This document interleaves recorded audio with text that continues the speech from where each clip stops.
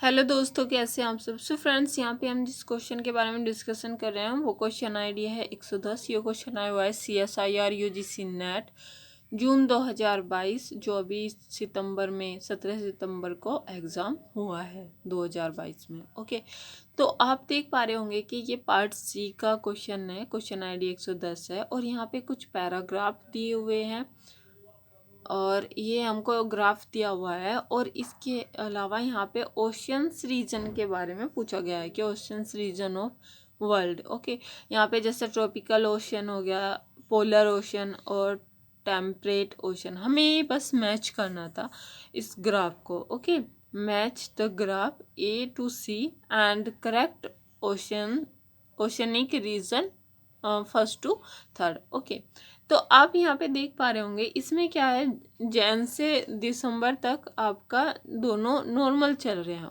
ऐसा कोई इस तरह से ऊपर नीचे ज़्यादा ग्राफ जा नहीं रहा है। ओके, ये इस तरह से ये आपका ग्राफ चल रहा है। ये दोनों ग्राफ किसके हैं? जो डार्क लाइन है वो फाइटोप्लैंक्टन की है और जो डॉटेड लाइन है वो जूप्लैंक्टन की है। क्लियर?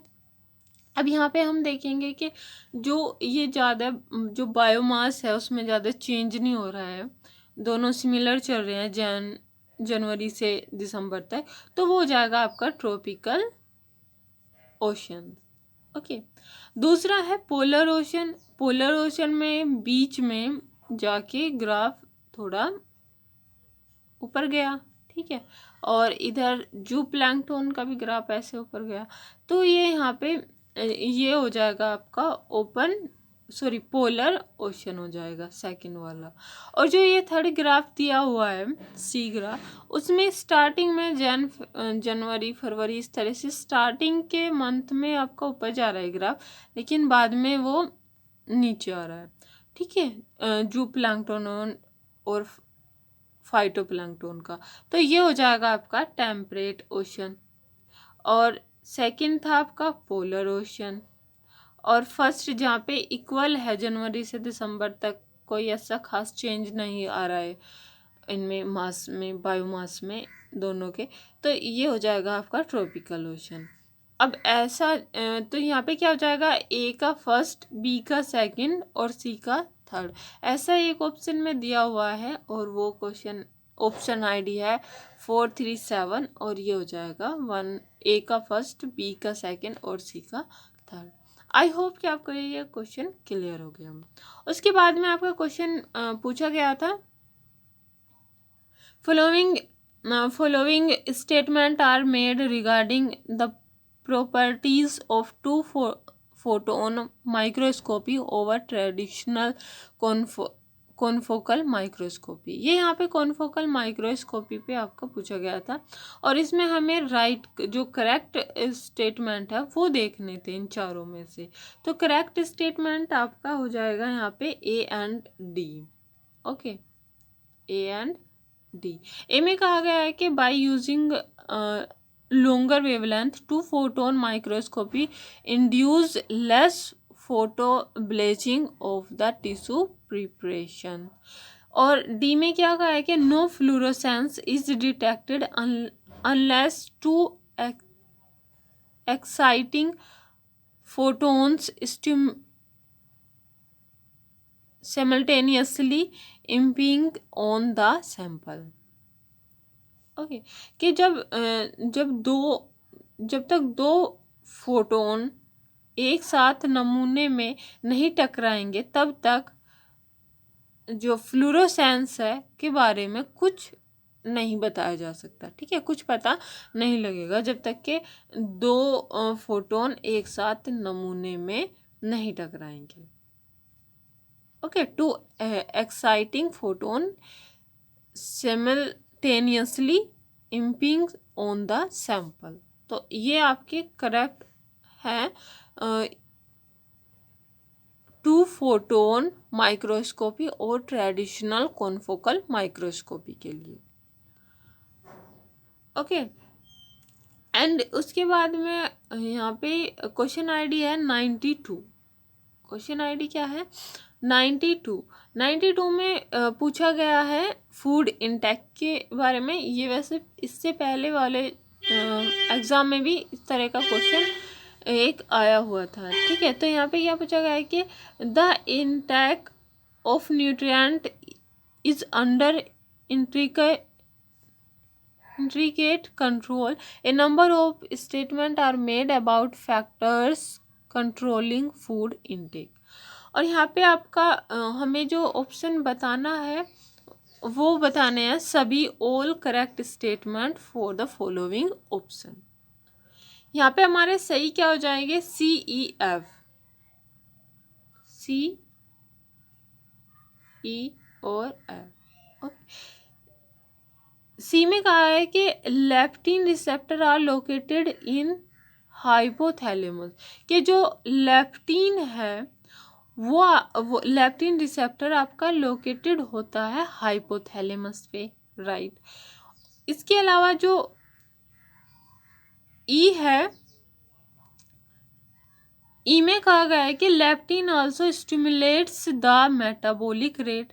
ये जो लेप्टिन होता है वो मेटाबॉलिक रेट को स्टिमुलेट करता है, ये भी सही है। ओके, इसके बाद में हमारा बचा एफ में कहा है कि ghrelin increase secretion of neuropeptide Y. ठीक है, तो ये न्यूरोपेप्टाइड वाई के सीक्रेशन को बढ़ाता है। कौन बढ़ा रहा है? ग्रेलिन। तो ये भी आपका सही हो जाएगा। तो आई होप, तो इसका जो ऑप्शन आईडी होगा वो 368 होगा, और ये CEF इसके ऑल करेक्ट स्टेटमेंट हैं जैसे कि इसमें पूछा गया था, बाकी गलत है।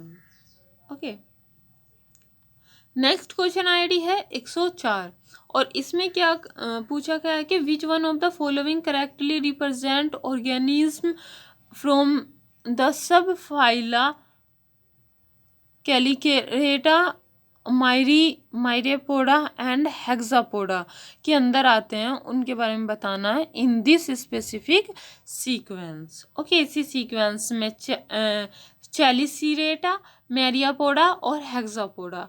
तो ये आपका जैसे हॉर्सू कैकड़ा या क्रैब, दूसरे में सेंटीपेड्स, ओके, जिसे कान खजूरा हम बोलते हैं नॉर्मल, और आपका स्प्रिंग टेल्स ये आपका राइट ऑप्शन हो जाएगा। तो ये तीनों ऑर्डर में ही है।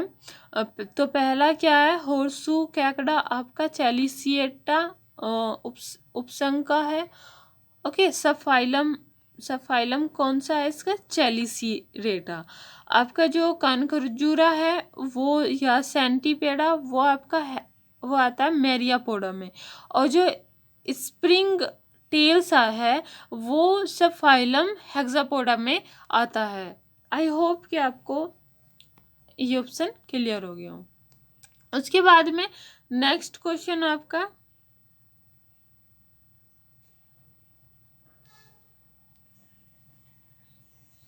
नेक्स्ट है क्वेश्चन आईडी 113। ओके, इसमें भी यहाँ पे हमें ग्राफ दिया हुआ है, और ये इकोलॉजी से क्वेश्चन पूछा गया था, और इसमें ये बताना था कि जैसे कि आपका ये ABCD करके 4 ग्राफ दिए हुए हैं, और इनमें बता दिया है कि जो यहाँ पे अंदर इसमें फिल किया हुआ है ये वाला आपका अर्ली वेस्क्यूलर के लिए है, इस तरह की प्रिंट आपका टेरिडोफाइटा के लिए है, ये लाइनिंग वाला प्रिंट आपका जिम्नोस्पर्म के लिए है, एंड एंजियोस्पर्म के लिए डॉटेड वाला एरिया होगा। अब आपको यहाँ पे मैच क्या करना है? इन सब को मैच करना है कि ये कौन से उससे मैच कर रहे हैं कि इवोल्यूशन से। ओके, जियोलॉजिकल टाइम स्केल का इसमें यूज किया गया है, ये वैसे क्वेश्चन वहीं से बना हुआ है। तो हमको यहाँ पे क्या बताना है? 4 डिफरेंट जियोलॉजिकल पीरियड दिए हुए हैं, डेवोनियन, कार्बोनिफेरस, टर्सरी और क्रीटेशियस। इनको हमें मैच करना है कौन से ग्राफ में दिए हुए हैं। तो अगर हम यहाँ पे देखें तो जो क्रीटेशियस है वो क्रीटेशियस ए ग्राफ में है, क्रीटेशियस ए ग्राफ में है, क्योंकि यहाँ पे सबसे ज़्यादा जिम्नोस्पर्म दिखाई दे रहे हैं, ओके, तो क्रिटेशियस में फर्स्ट फ्लावरिंग प्लांट आए जो जिम्नोस्पर्म थे, इसलिए ये आपका क्रिटेशियस हो गया। बी आपका डेवोनियन है क्योंकि बी में आपका अर्ली वेस्क्यूलर है। और डेवोनियन में इसके अलावा जैसे फर्स्ट प्लांट फोसिल आए थे और फर्स्ट एम्फीबियंस आए थे। ओके, तो ये आपका डेवोनियन हो गया। जो सी ग्राफ है उसमें सबसे ज़्यादा मैक्सिमम आपका एंजियोस्पर्म पाए जा रहे हैं, और एंजियोस्पर्म आपके किस में थे? एंजियोस्पर्म आपके टर्सरी में आए थे। ठीक है, टर्सरी में इसके अलावा जैसे आपका फर्स्ट मैमल्स और डायनासोर एक्सटिंक्शन हो गए थे। ठीक है, तो लेकिन अगर यहाँ पे हम जो ये दिया हुआ है उसके अकॉर्डिंग बात करें तो हमारे जो एंजियोस्पर्म है वो टर्सरी में डोमिनेंट थे, सबसे ज़्यादा देखने को मिल रहे हैं। दूसरे पे आपका टेरिडोफाइट, और उसके बाद दूसरे पे आपका जिम्नोस्पर्म, और तीसरे पे आपका टेरिडोफाइट देखने को मिल रहे हैं यहाँ पे। ठीक है, और जो ये डी है, ऑप्शन डी, वो क्रिटेशियस है। ओके, क्रिटेशियस में आपका टेरिडोफाइट और टेरिडोफाइट एंड जिम्नोस्पर्म है। ओके, तो ये क्रेटेशियस हो जाएगा। No no no, sorry, Cretaceous नहीं है ये।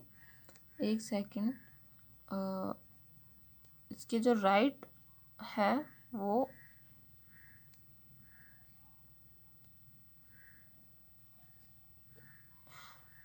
जो ए पार्ट है वो क्रेटेशियस है, बी डेवोनियन है, सही है। सी आपका टर्सरी है, ये भी सही है। और जो डी है वो कार्बोनीफेरस है। डी कार्बोनीफेरस है, टेरिडोफाइट कार्बोनीफेरस है, कार्बोनीफेरस। तो यहाँ पे जो कार्बोनीफेरस होता है उसमें फर्स्ट रेप्टाइल कॉकरोच अपीयर हुए। इसके अलावा ये यहाँ पे आपका ज़्यादा है टेरिडोफाइट और जिम्नोस्पर्म, दूसरा जिम्नोस्पर्म। ओके, तो ये कार्बोनीफेरस है। तो ए हो जाएगा क्रेटेशियस, बी डेवोनियन, सी टर्सरी और डी कार्बोनीफेरस। और कार्बोनीफेरस जो होता है वो कार्बोनीफेरस आएगा पैलियोजोइक के अंदर। ओके, पैलियोजोइक में आता है कार्बोनीफेरस। और अगर एनिमल की बात करें तो कार्बोनीफेरस में आपका एज ऑफ एम्फीबियन होता है। क्या होता है? एज ऑफ एम्फीबियन होता है। आई होप कि आपको ये ऑप्शन क्लियर हो गए हैं। अगर क्लियर हो गए हैं तो please comment, share and subscribe now. Thank you friends.